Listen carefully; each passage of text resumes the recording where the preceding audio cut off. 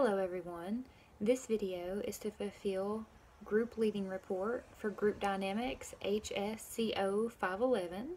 My name is Shelly Mullins, and today I'm going to be introducing to you the program that I have chosen to lead for this assignment. We will begin with the introduction portion of the assignment. Again, my name is Shelly Mullins. I am currently a counselor for the Virginia Department of Corrections. As a counselor, my job duties include providing evidence-based programs and kind of group facilitating for offenders to try to help target their criminal lifestyles, their behaviors, to help give them social skills and problem-solving skills in order for them to become successful when they are released back into society. For this particular assignment, I have chosen to lead the Brave series called Lifestyle Balance. Lifestyle Balance teaches social skills, problem-solving abilities, and the program discusses kind of all the factors that play into an individual's lifestyle balance. Those things include like their healthy relationships, their stress management, their physical health, their mental health, and their job satisfaction as well.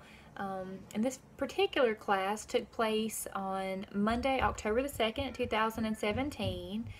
The class ran from approximately 9:30 a.m. to 10:30 a.m. with 12 participants in the program.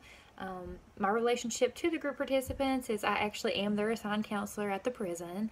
I am at a maximum level security level 4.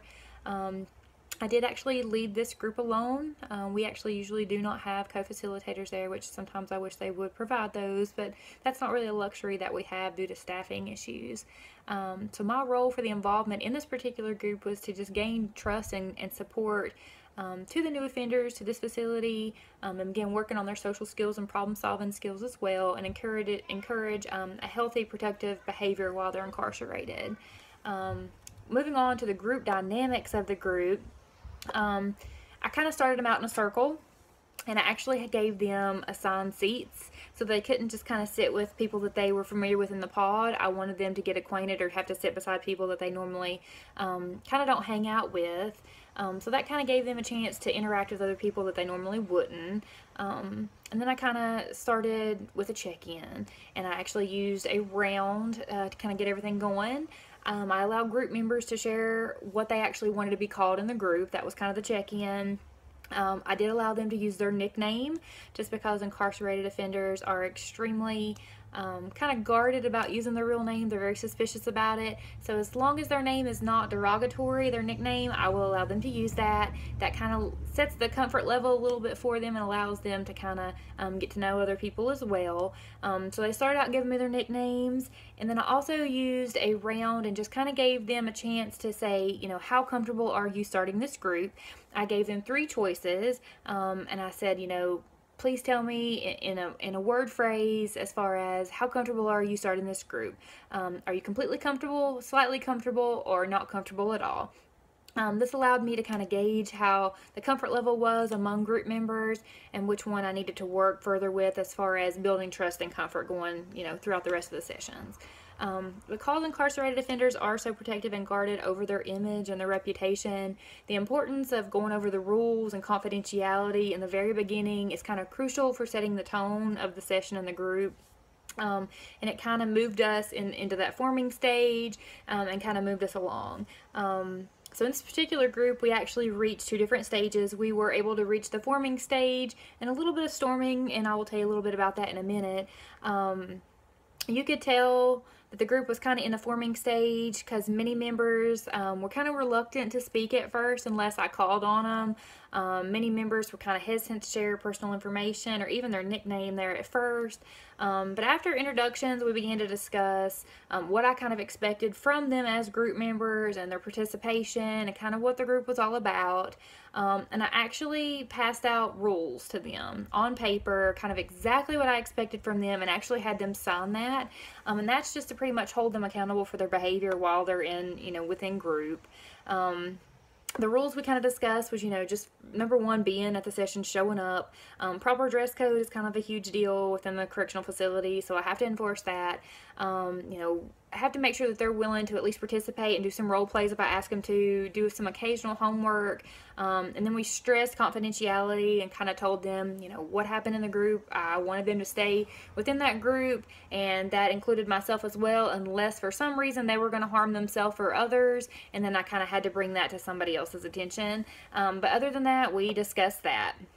After the rules, I kind of opened up the floors for a question and answer session. That is when we moved into the storming stage a little bit, because I had to kind of go over some misconceptions they had about the program, and kind of bust their bubble a little bit, as far as, you know, some people were kind of forced to be there, didn't want to be there. And so it did kind of, you know, get some criticism going. It got some debates going. So I did kind of have to kind of move that back in. And I did kind of try to answer as many questions as I could. And for those people that I felt was really struggling, I told them to get with me after the program so that we could kind of move on to the session. I did feel like, you know, I had the knowledge and expertise to kind of move that along. I felt like we did pull that back in when it did start to get out of hand. In the remaining 20 minutes, we actually went over the first lesson of the lifestyle balance, kind of went around the room and discussed, you know, how they felt about their lifestyle balance, and how they were doing in the area of physical health. We kind of went into exercising and sleep and things like that. Overall, I felt that the group actually went very well. If I had to actually critique myself at all, it would pretty much be that, you know, I am a female leader in an environment where authority is not always welcome. I'm in a prison, so I'm also in a male predominantly facility, where there is no female offenders whatsoever. So I have that disadvantage, as well as never working with females and never getting that perspective or anything from another female. So that will be my disadvantage when I maybe participate in these groups on the street. I'm just getting male feedback as well. I do feel like when the conflicts arose, you know, I think I was able to pull that back in a little bit.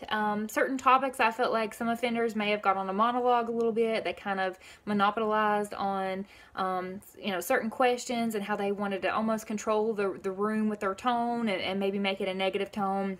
So the only thing I could critique about that is maybe stopping those when I could tell that that's where it was going, because, you know, the first session I did allow them to go a little longer than what I normally would, but I was able to bring that back. So that was always a good thing as well.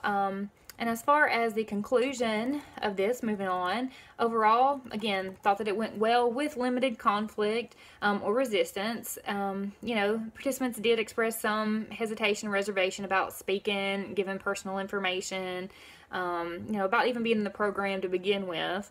The tension seemed to ease after the rules and the group achieved, you know, what they wanted from other group members as well, and how we kind of discussed the confidentiality, kind of what the expectations were. Everybody kind of seemed a little bit more at ease. Many participants' anxiety was pretty much just the fear of the unknown. They didn't really know, you know, what was expected of them, or what, you know, kind of information could be used against them as of what they said within the class. You know, with the use of the things that I have learned in this class, I thought that the group went really well, and I have enjoyed learning new things to be able to implement in groups from here on out. Hope you have enjoyed my group leading report, and hope you have a blessed day. Thank you.